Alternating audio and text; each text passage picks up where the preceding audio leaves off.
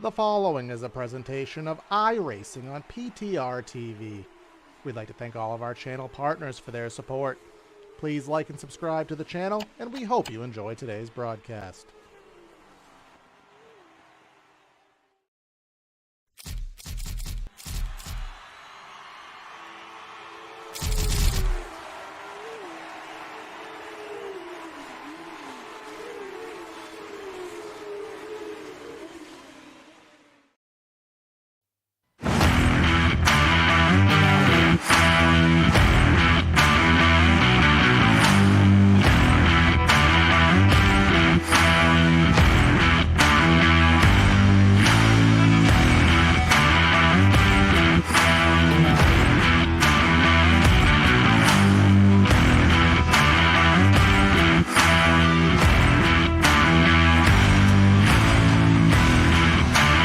Welcome everybody to PTRTV, where after a one-week delay, we are back with more coverage of the TNR Master Millwright Big Block Series here from the Cedar Lake Speedway.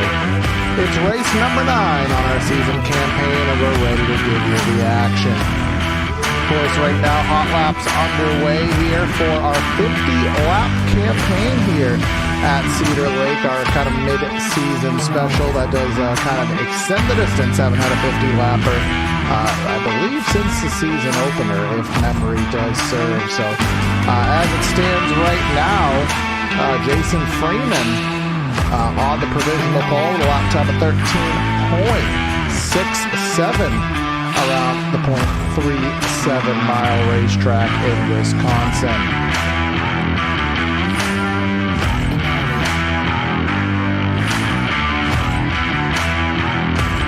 Of course, I was not with you guys last week for the race at Cedar Lake Speedway, and as I'm just kind of a Port Royal last week, excuse me, I was not there for that one, and unfortunately I'm trying to go through here and find some of the point standings so I can discuss what we have going on with what happened, but I don't quite see last week's information being posted yet, so that being the case, I don't, let me try to see if this is what it maybe is.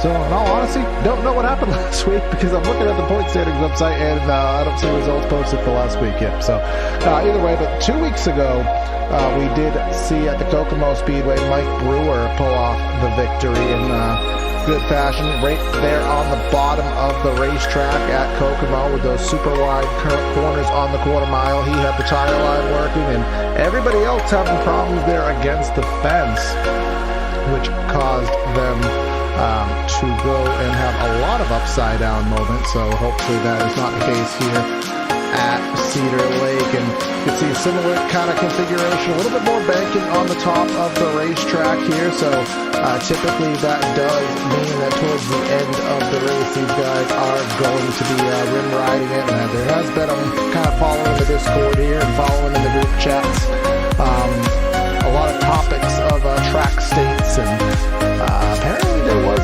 something going on last week with sandbagging, guys trying to manipulate the finishing order of the heats to give themselves that better starting lineup. So whether that happens tonight or not, I guess to be determined. But just going up and down here, looking at the current running order here. Of course, Brady Cornett, who has been the kind of the dominator on the season, unless he's just not here because he's busy. Or if something else more involved is the case. He's not here tonight, so that will open up the door for somebody else to get a win. Of course, Zach Weisenfluh is trying to get his first win of the season, presuming he didn't win last week. So we'll see if he can do that. Of course, Brewer got that win. Freeman's had a lot of good laps. Bobby Trapper, a regular up front in these races, so we'll see how he can fare. Our weather conditions here today. In Wisconsin, 71 in the air with a 54-degree track state. That clay, very, very cold.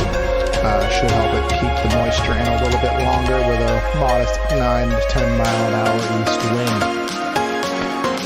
So heats qualifying is about to end. We have, I believe, 12 guys on the docket here. So we'll see, I believe, 2 heats And I do want to give a race shout out to Master Millwright, our league presenting sponsor and our individual sponsor for tonight's race. But that is the countdown timer coming down to 0, so we will get ready to head down trackside and give you the starting lineup here for heat race number 1 here for the big blocks. On the pole for heat race number 1 is Kokomo's winner, Mike Brewer, with Brian Rubel in the second spot. Bobby Trapper in third, Jason Freeman in fourth. Bobby Puckett and Eric Bonham are going to conclude this heat session. 10 laps around, as we typically do have. And 10 laps around, caution laps do not count, and we have had cautions in the heat races before. I did see again in the drivers' chat that they were talking about track state, whether the track should be re-prepped for the feature or not. So we'll be interested to see. You can kind of see the berm on the top of the racetrack. Kind of take the ticker out of the way of the top. The berm the track kind of falls off at the very, very top. It kind of flattens out, so you're not really going to see wall ripping here. You can see on the entry there how in depth that berm is, so that should help these guys out. But I don't think you're going to see these guys wall riding just with the geometry of the racetrack. But pace truck is in, or soon it will be. The pits are on the exterior here at Cedar Lake. Mike Brewer in the 39. He will be in command with Brian Rubel to his outside. On the accelerator, green, racing here in Wisconsin. On the bottom of the racetrack is Mike Brewer getting that advantage. Here comes a 69 of Bobby Trapper. Got by Rubel on the get-go there. Freeman down to the inside. Trapper looking to the outside here, entering one. Has a little bit of steam up there, pushing the loose stuff. Brewer's going to go up to block and take that line away. That's going to cause the 69 to go to the bottom of the racetrack here. I thought I saw some contact there with Freeman. Eric Bonham struggling back there on the struggle bus in the 484 machine, but going back up front. Here comes Brewer again, rocking the outside of the track. Freeman's going to have, Trapper's going to have to do it the hard way on the inside, as that preferred lane, the momentum, the banking is all up there on the top of the track. But here comes Freeman in the 20, trying to take it 3 wide there to the bottom of the racetrack of that Mason-Dixon cornhole machine, all the way down there on the tires, trying to keep that momentum up. 39 going to be going super high. That's going to give a brief 3 wide there through the center of the corner here. Multiple lines here in play at Cedar Lake from our top-down blimp cam, halfway complete in the heat. Look at Brewer all the way up there, digging in the loose stuff there. That's going to give him the bite on exit, but Trapper stayed with him through the center and stayed with him all throughout the straightaway, maintaining the momentum on the bottom of the track. Quite an impressive feat. We'll see if Brewer can keep it going. Here comes Freeman trying to figure out where to go. Is he going to go to the top? He's going to go to the middle. He's going to go to the bottom. He's going to try to follow Brewer. No, he's going to split the difference. He's going to cut to the bottom. He's going to take it 3 wide off of turn number 2 for the race lead. Entering turn number 3, Freeman all the way to the bottom. 69 to Trapper in the middle. Nearly some contact. Brewer finally loses command and control of the lead, but he's going to keep ripping the top there. Now Freeman's going to be to the inside, but Trapper going to have full command of the race here with 2 to go in the heat. This is the battle for the lead. Puckett and Rubel not too far back, with Bonham, the caboose in the train right now, coming to 2 to go. Looks like the 69 got a little bit loose there off of 2. That's going to give Brewer a chance to commence and come back. He's going to rip the bottom now. Brewer got the line change going on here, coming to 1 lap to go. That's going to be Trapper using the top. The inside going to be used by Brewer, but it's not going to be enough. Trapper is going to get the victory. Great bit of driving by all 3 of them. That was some fantastic stuff, as Puckett and Rubel have some interesting affairs there. Not sure if we missed something, but couldn't keep our eyes off that battle for the heat win there. But let's head down and get ready for heat race number 2.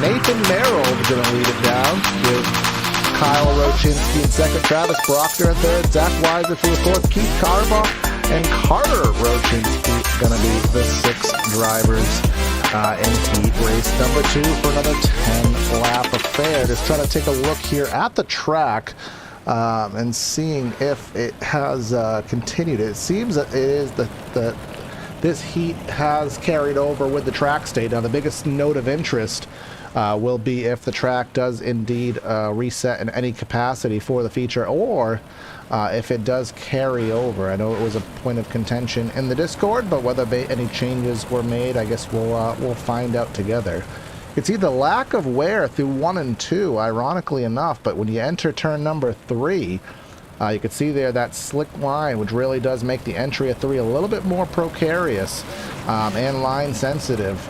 But it does kind of regain its moisture through the center and on exit. But here comes Merrill with the control of the race. Pace truck scooting off. Green flag's going to be in the air as the pace truck scoots off in turn number 1. 21 of Kyle Rochinski trying to use that top line to his advantage here, but Merrill's going to take any momentum away, take that opportunity to take that top line. That's going to be Travis Brockner in the 151, rocking the bottom of the track with Zach Weisenflew, highest we've seen anybody this evening, all the way running the fence here. Now Nathan Merrill's going to say, well, you're going to do that, I'm going to do it too.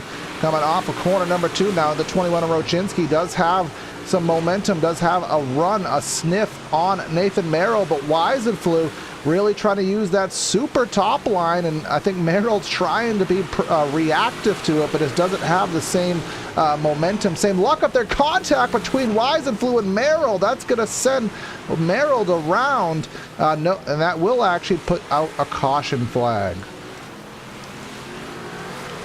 Let's go back here on replay if we can. I caught that a little bit late. Let's go back one more tick here. See, off of turn number 4.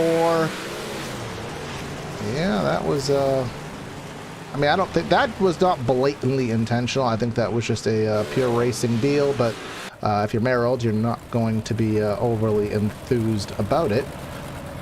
Luckily, with the relative small size in the heat, he's only going to drop back to 5th, which, again, remember, that does mean he will restart the feature in a better position. If he could restart, if he can get 4th, I believe it's 4th on forward transfers and inverts.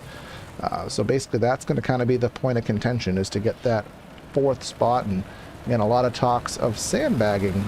So I think these guys are going to be on their game to make sure that they are fulfilling that 100% rule for those who are NASCAR fans. But the 1 to go signal has been given, so we will wait for Kyle Rochinski in the 21 to get us underway.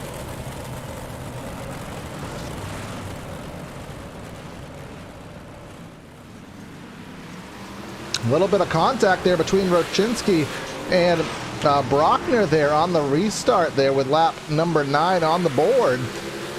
See, going to the bottom of the track is Brockner there, but the 21 is going to kind of run the reactive line there, take it away. 1 lap to go in this heat. Brockner is going to go all the way to the top of the track.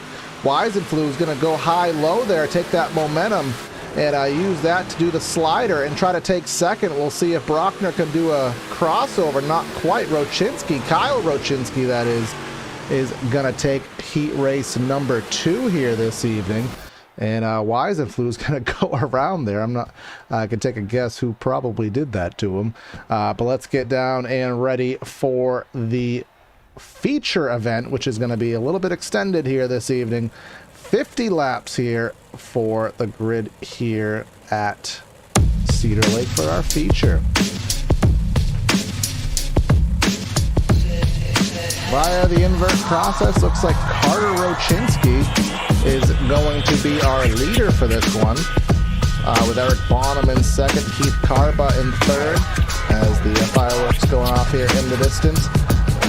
Brian Rubel in 4th, and then we have Nathan Merrill in 5th, Bobby Puckett in 6th, Travis Brockner in 7th, Mike Brewer in 8th, Zach Weisenflew in 9th, and Jason Freeman in 10th. We have Kyle Rochinski and Bobby Trapper are going to be the last of the 2 to start an 11th and 12th here. It's got a 50-lap feature event.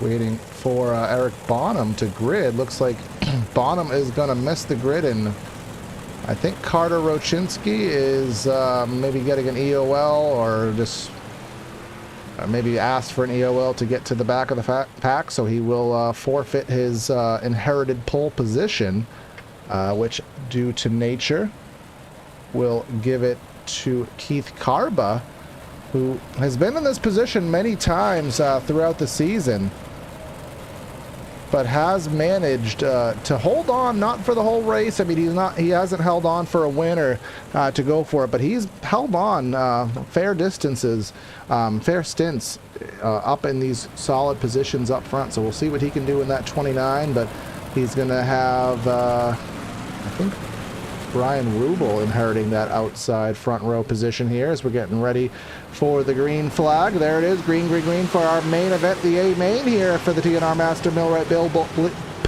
Big Block Series. Mouthful to say when you're trying to say it fast here, and Carba did not get the inside going there very well. And that's Brian Rubel taking full advantage of that with Bobby Puckett in the 41. He's going to go to second here. Looks like the 29 is just kind of slowing down that inside lane, so now Rubel's going to have full possession of the lead. And caution on the speedway, I believe, for Kyle Rochinski, I believe. Replay will confirm this in just a matter of seconds. Oh, we have massive carnage going on there. Let's go back on and take one more look from the blimp cam if we can. Get a better scope of what's going on.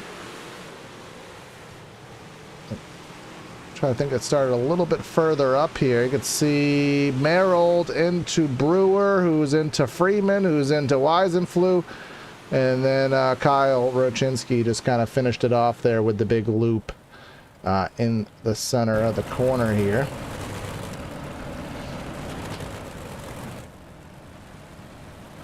And looks like Brady Cornett just had a little bit of real life conflict here this evening, so didn't make it to continue his dominance in the series, but I think everybody else is looking forward to a shot at victory lane. But of course, you want to beat the best, but if the best aren't there, you know, you'll still take the trophy however they are inherited. But we are on one lap to go, getting this race underway. And again, don't mind the ticker always goes crazy on these races with the DNC caution, so ignore that, it will update. I think we are now good here with Rubel choosing the outside lane here for the restart, entering the restart area on the loud pedal, green flag in the air, has to outrun the pace truck the way the circumstances work out. He's going to go right to the top of the track.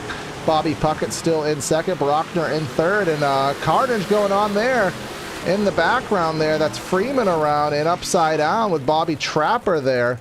Looked like it may have stemmed from, I believe, something with the 29 kind of started that. At least I believe it did anyways. Let's go back on replay and try to get a scope of that. Again, we'll use our chopper cam here.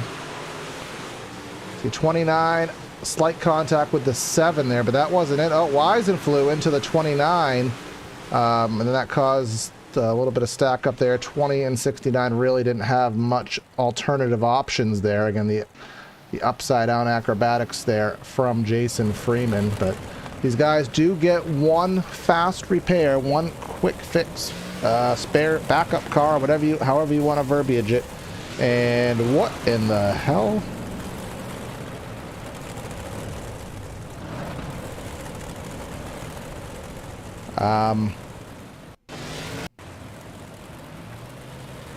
Gonna try to see what happened again.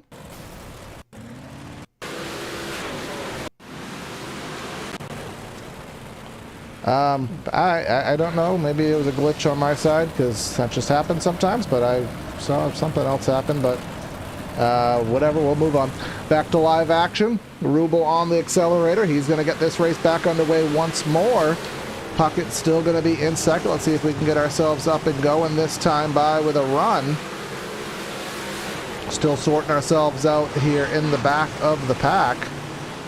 A little bit of contact there. Brewer to Carbon, the 29, and a little bit of contact there. There's a brief 3 wide with Freeman to the bottom of the racetrack. Looks like that is all set for the time being. I think we have kind of stabilized out just a bit.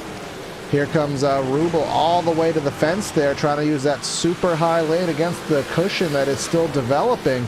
The momentum might be up there, though, but I'll tell you, Brockner trying to rock the bottom of the track and trying to use all the way down to the tires. You can see it hasn't been used. There's still plenty of moisture down there. It's just a matter of seeing if the momentum is down there. Right now, it appears to be at the top of the track, but just as you say that, just look at the differential. The track really getting bumpy on the entry at 1 there, and Brockner really making time there on the bottom of the track. But look at Weisenfluh shoot there in turn number 3, 1 and 3 and 4 there. Brockner really pulled some position there on Rubel using the top of the racetrack. So good bit of driving here. Again, different lines, different perspectives. Trapper there. These guys royally sending it into 3, and Puckett's going to get thrown into the fence there, or at least nearly did. He's not going to like that move too much from Trapper. We'll see if he can get back to him there. You're going to use it all the way up to the top of the track. It does flatten off up there, which makes it a little bit harder to use, but still trying to use it. Brewer a little bit too low there, rocking the tires there, but here we go back up front, still side by side for the lead. Brewer Brockner to the bottom with Rubel up to the top. Weisenfluh using the lane following Rubel, trying to figure out where to go. Is he going to try to stick it in the middle 3 wide? There's probably going to be space to do so. It's going to be right through the slick though, but Weisenfluh is going to put it right in the middle of the sandwich there, and he's going to back out of it there. Realize there wasn't enough space to do so. Just trying to get frustrated. Where to go? Doesn't know which line's going to prevail.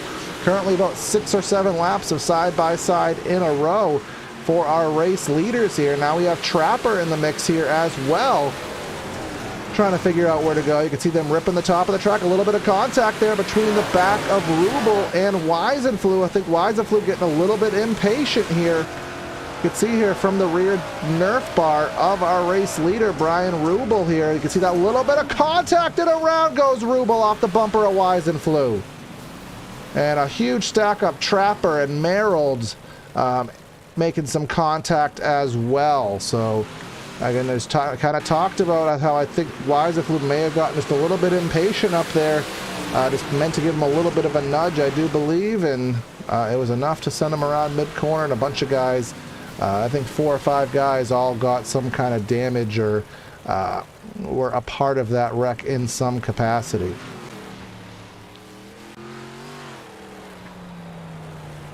So back to live footage here, and Rubel got the worst end of the stick on that, but Brockner will finally be able to regain full ownership of the lead with Brewer in second, 15 laps into tonight's event.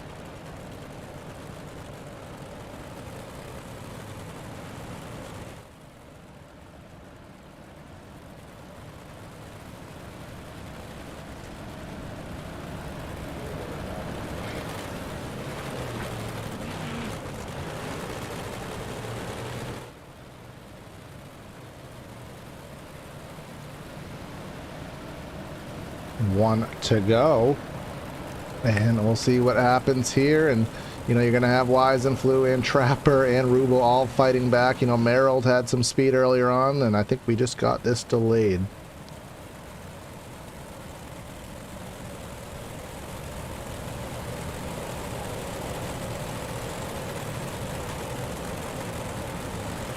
Looks like someone going around the pace car here to get a lap, and I don't know if there's something going on with scoring here, but we keep getting this caution delayed. So I think everybody back on the lead lap. So Eric Bonham closing back in on the field.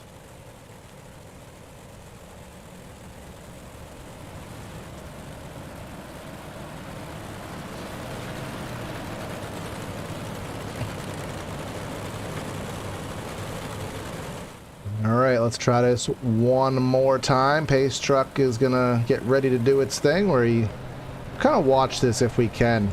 from Brockner. Just kind of the way that the pace truck has to deal here at Cedar Lake. Exiting corner number 4. You can see there on the left of the pace truck exits the track in turn 1, so it has to gun it to get off the track before the field gets to it. It's kind of entertaining to watch, but right now Brockner in the command of the lead, rocking that low side. I think he's one of the only people to do it, but we've seen people really send it into 3, which gets a little bit dangerous there. I think he may have got a little bit too low into the tires there. Off of 4, Brewer again rocking the top of the racetrack against that cushion. Nearly some contact and back under caution flag. Weisenflue heading into the pit lane here.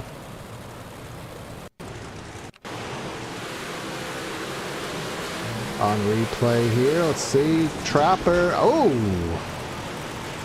Trapper just kind of pushed, we'll get one more look at that if we can.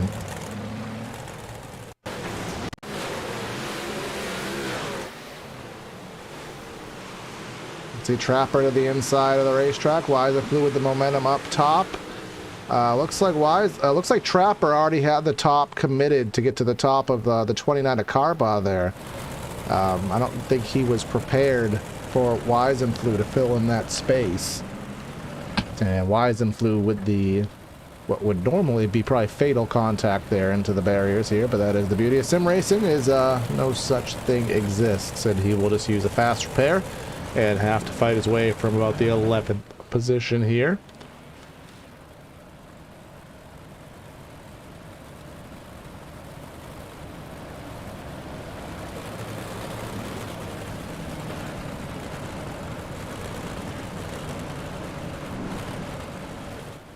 Lights are out, so we will try this again. I think we're currently on our, let's see what the stats say, our 4th caution here, so been a rocky start here at Cedar Lake, but let's try it one more time. Brockner using the top of the track to get this thing underway, racing the pace truck into 1, and nearly the pace truck almost lost that battle there. Brockner will settle in on the top of the track, and this time it's Bobby Puckett going around.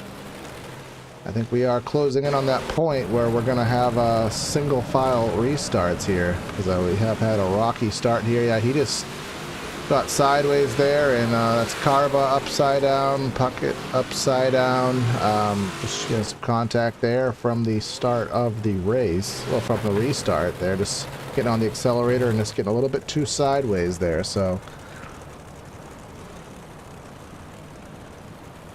again, 5 cautions here, so again, definitely a rocky race here at Cedar Lake. So I think it's around the 5th or 6th caution. I'm not sure if they have it automated or if it's an admin decision, but we have had many examples this season of going to single file restarts when the race gets a little bit rocky, and I feel as though that may be in our cards here this evening.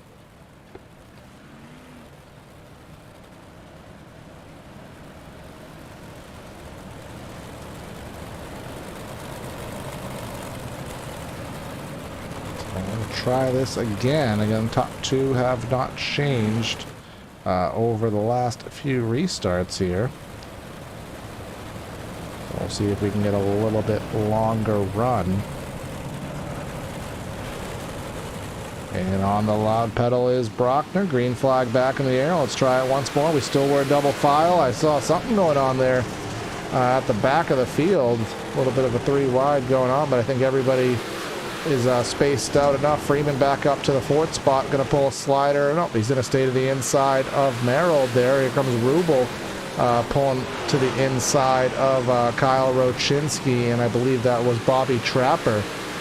Let's go back up and see what's happening up front, because I think we are battling for the lead. Freeman has gotten position on Brockner. Brockner into the fence there. That's going to slow him up and give Freeman an opportunity to take the lead. No, he's going to get stuck in the middle of a 3-wide sandwich here, as Brewer's going to be to the inside. Contact between Brewer and Freeman there through the center of 3 and 4. It's going to give Brockner sole possession of the lead. And now Merrill going to be side by side with Brewer, who's to the bottom of the track. Again, different lines, different taste here, but very consistent speeds. And somebody, that's Weisenflue there doing the Tony Hawk wall ride. Unfortunately for him, it has chronically damaged his suspension. At least it seemed it did.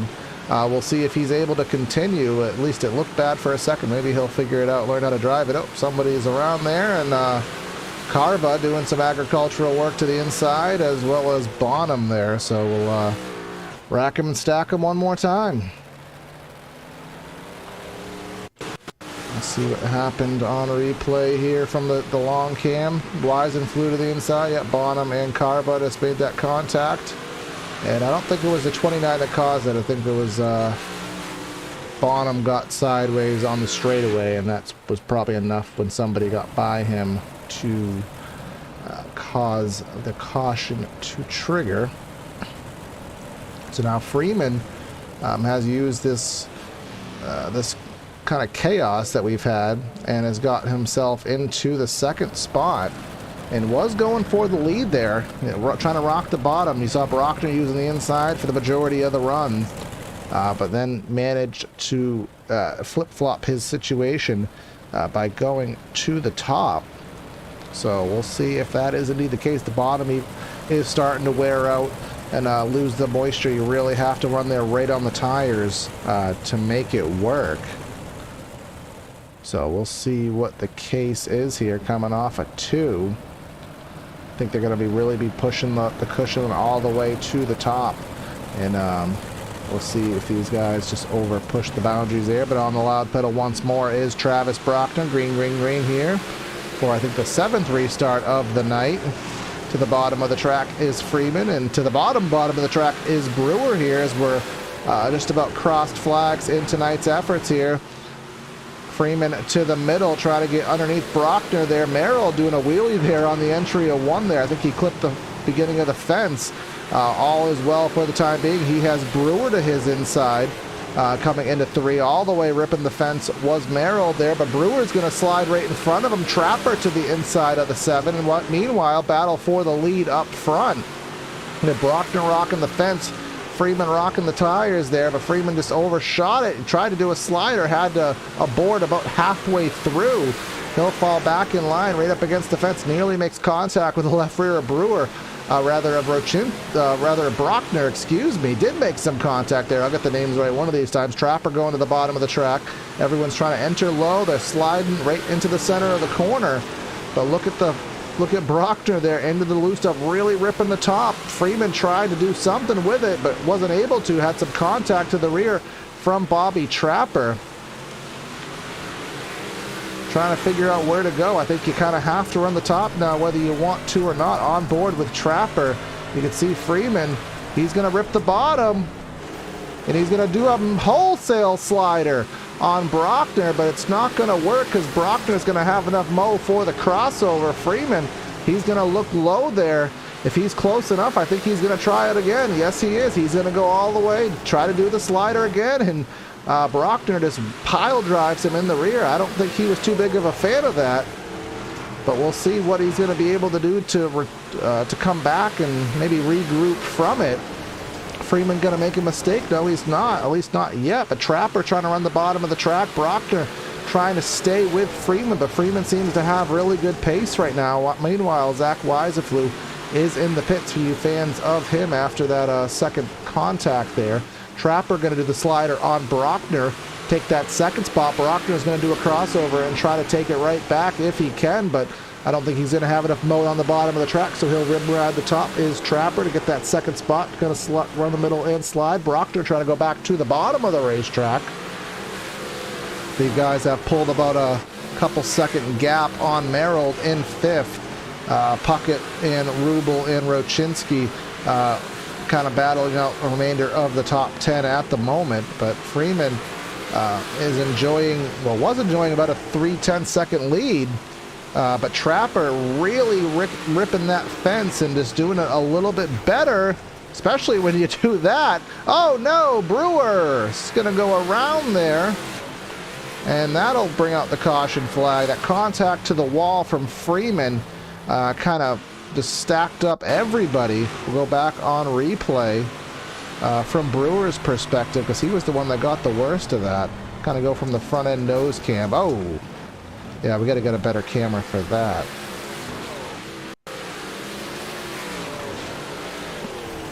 You can see that contact between the 69 and the 20. And the 69 moved down the track once he saw Freeman get into the fence, and unfortunately Brewer was there, and there was just not enough space for everybody to react. So that was a good bit of a little good run there, and it does seem like Trapper does have the faster car, but Freeman was able to kind of take advantage of the restart. But I think Trapper does have the better run. So what kind of sliders are going to be necessary, we'll have to find out, because it does seem like you have to rip the top these days.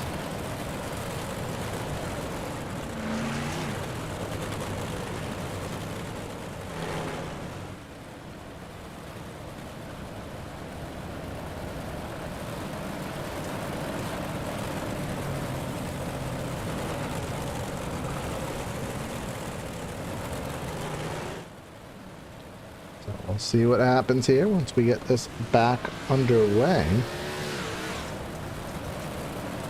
1 lap to go. Freeman will choose the top of the racetrack as well. We'll see what Trapper can do on the bottom. We're going to be coming to 14 laps to go this time by. And we'll see what happens. Freeman on the top of the track. You can see Trapper trying to time it there, and Brockner was trying to time it there, and he went 3 wide to the inside, trying to figure out how to time that restart, but unfortunately didn't really work out too well for him. They all kind of stacked up there, gave Freeman the lead that he needs, but he's going to pile drive the fence on his own and cause some carnage. They always say, as the leader of a race, it's better to get beat than to beat yourself. And unfortunately for Freeman there, he beat himself there. Entry of 3, just drove it in too hard, and Rochinski Merrill just had nowhere to go.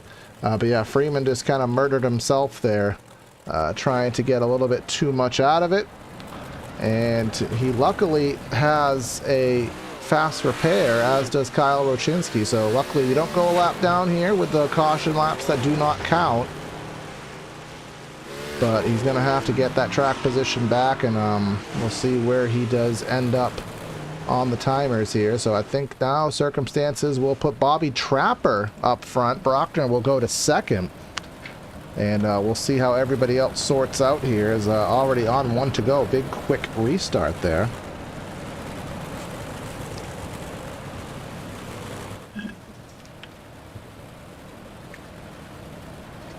And everybody choosing the outside lane here for these restarts. And we'll see what happens on this go. Bonham right behind Trapper there.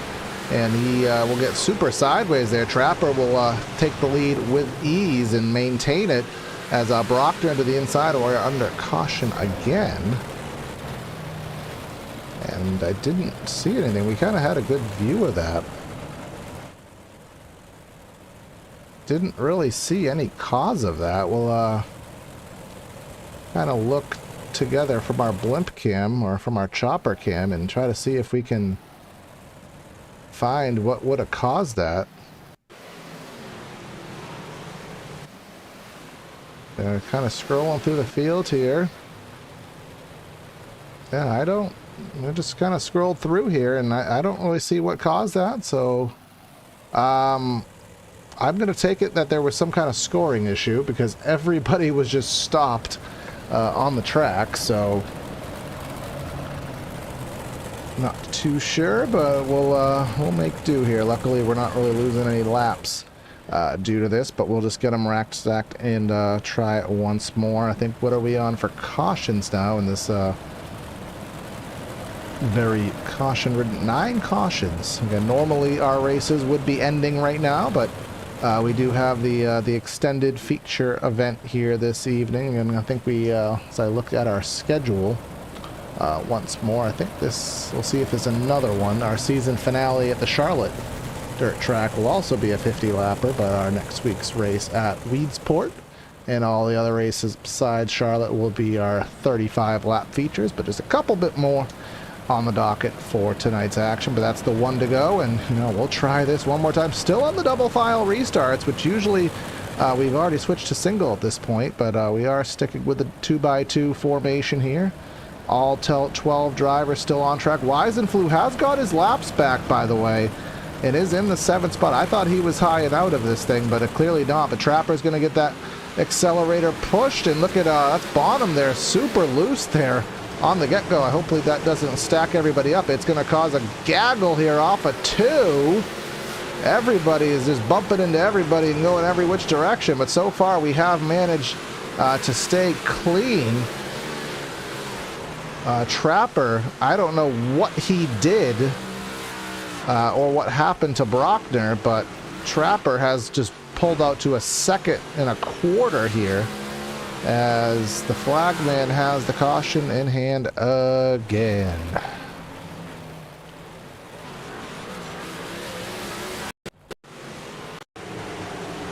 Try to see what happened here. Puckett and Rubel dooring each other again, and they went around. So I don't know if they just got stuck on each other. Nope.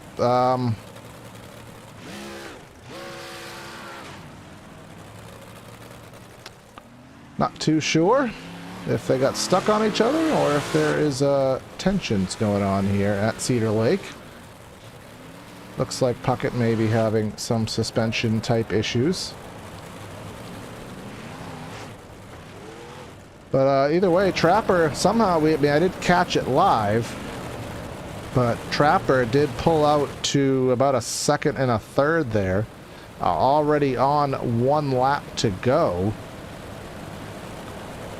So we'll try this one more time. And Trapper, he's been getting really early acceleration points in and using it to cut and get a really straight shot on exit. So we'll see if he tries that once more. And we are delaying this one.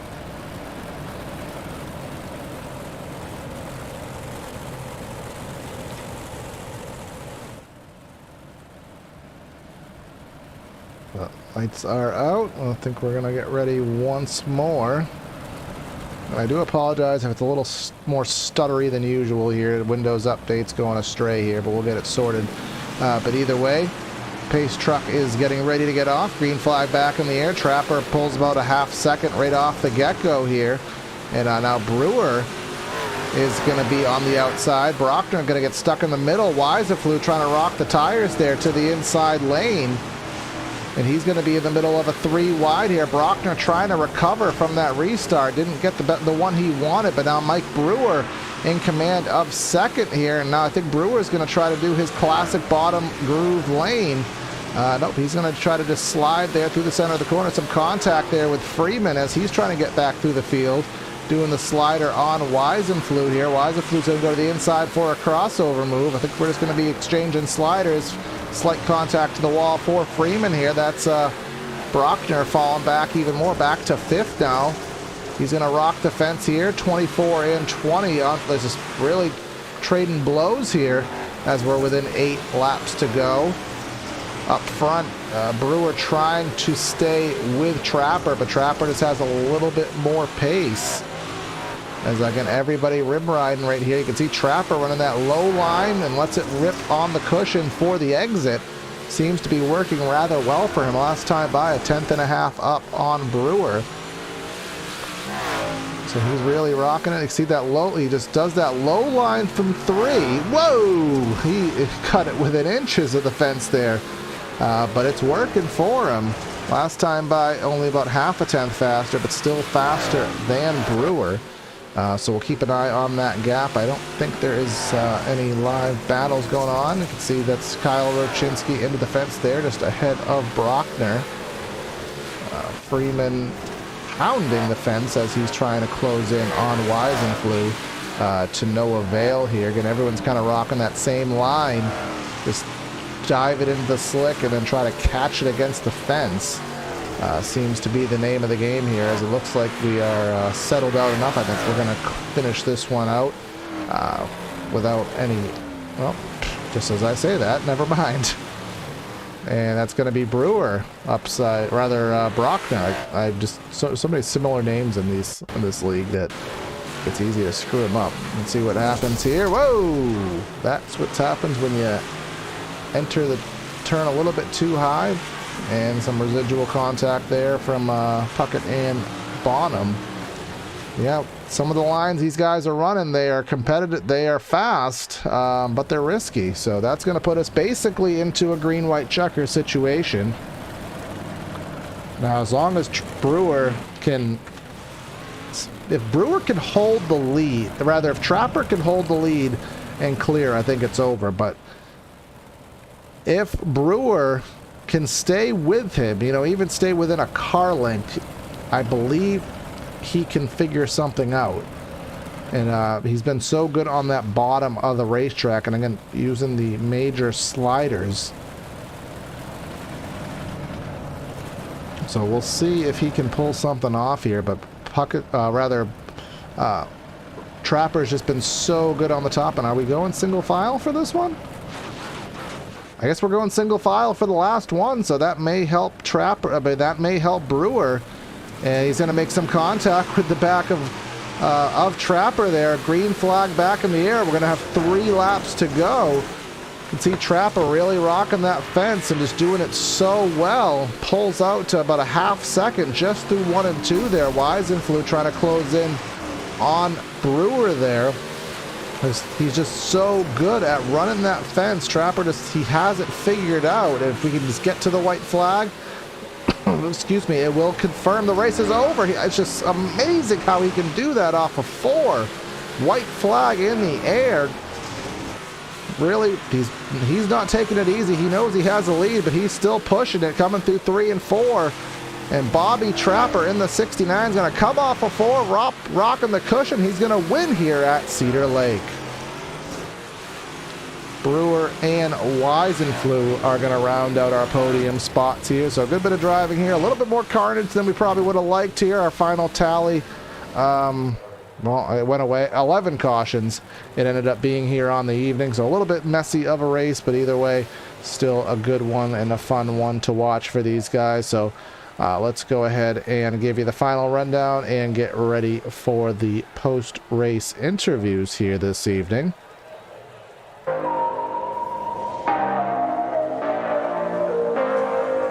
In our post-race results here, Bobby Trapper with the win, Mike Brewer in second, Weisenfluh with the third, Freeman with the fourth, Kyle Rochinski in fifth.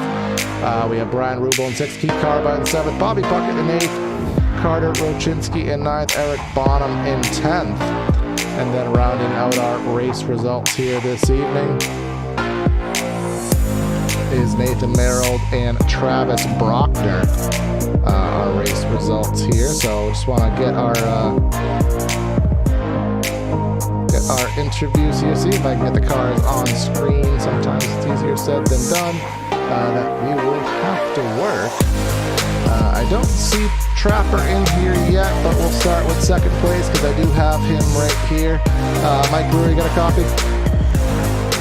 I'm doing good, man. And you had it working there on the bottom for a good portion of the race, but it seems like once it went to the top, Trapper just had something, especially with that line he had going through 3 and 4, and you just couldn't stay quite with him. Just talk about your race, man.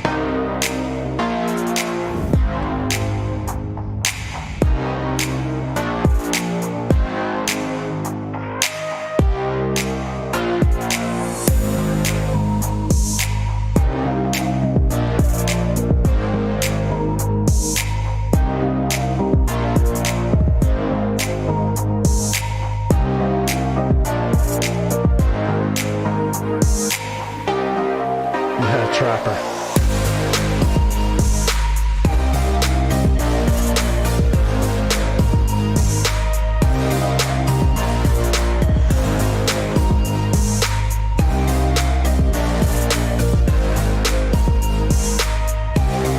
Definitely looked at it, especially like I said, the line he had going. I know you were ripping the top and you didn't hit it, but he was just driving it, you know, probably mid-low entry of 3. He would get within inches of the fence riding that cushion and then manage to pull it and get that run off 4. It's pretty amazing stuff, man. But you got a good podium and you're coming off. I mean, I don't even know what happened.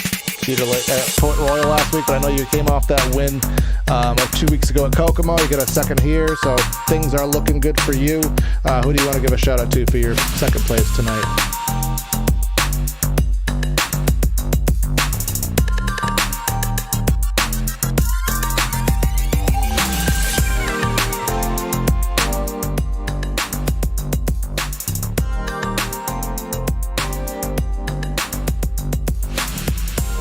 Sounds good, man. And we'll talk to you next week, or hopefully sometime soon. All right, and now I have Zach Weisenflew here. Zach, you got a copy, man? All right, so you had a very interesting day. You kind of almost died there if you on the entry of the pits there, and had another bit of damage. So yeah, I know you had a very interesting race, but you still managed to recover and got it on the podium, man. Talk about your race.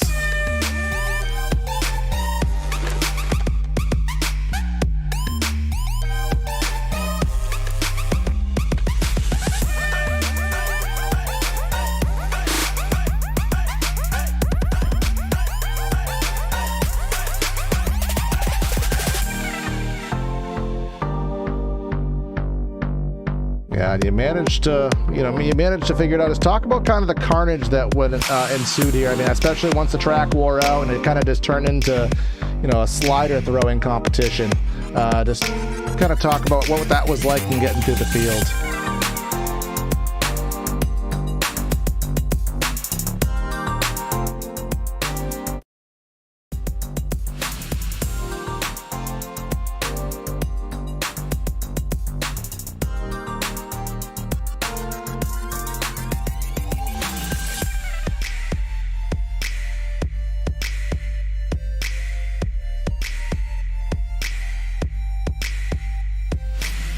Yeah, you did that, and again, it's a sign of a good season when you can take what usually is a terrible run with all these incidents and get it on the podium. You did just that, man. Who do you want to give a shout out to?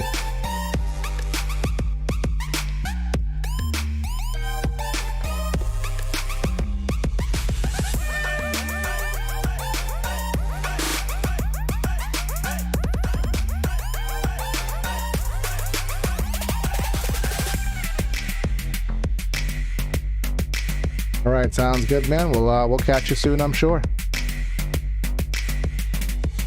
And trying to see if I can get our race winner here, and let's see. There he is. I just wasn't in the room for me. Bob, you got a copy, man? All right, talk about your race, man.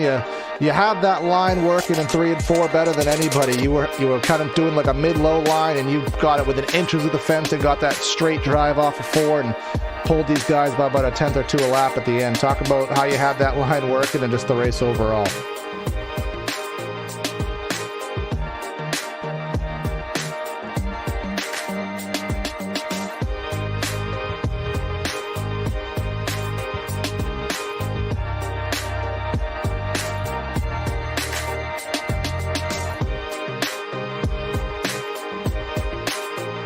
Yeah, it was, and there was a lot of carnage, and there was a lot of back and forth. And was it just a matter of the track just kind of being kind of top OP at the end, or what was kind of what you saw that kind of made it just be such a, I think 11 cautions? What was kind of the thing that made tonight so difficult?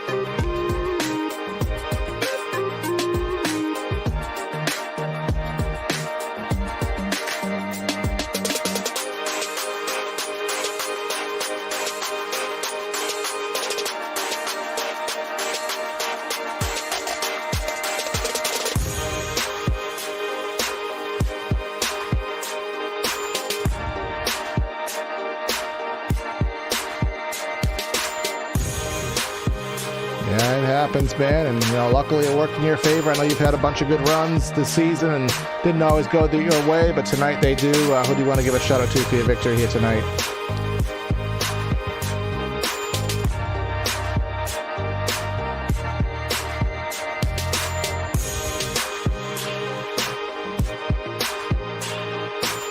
All right, sounds good, man. Congrats again, and we'll talk to you soon. All right. I did get notice that for some reason the audio of the music was louder than usual. Everything looks normal on my side, so I have absolutely no idea why there was issues with that. But I absolutely despise Windows updates, so I do apologize for that, folks, because I do the same thing here every week, and for some reason it just doesn't always work the way it's supposed to. But I apologize for that. Hopefully you at least heard the last two interviews good, and we'll go on from there. But I want to thank everyone for tuning in here to PTRTV. Corey with the calls here for the TNR Master Millwright Big Block Series. Have a great night, everyone, and we'll catch you next time.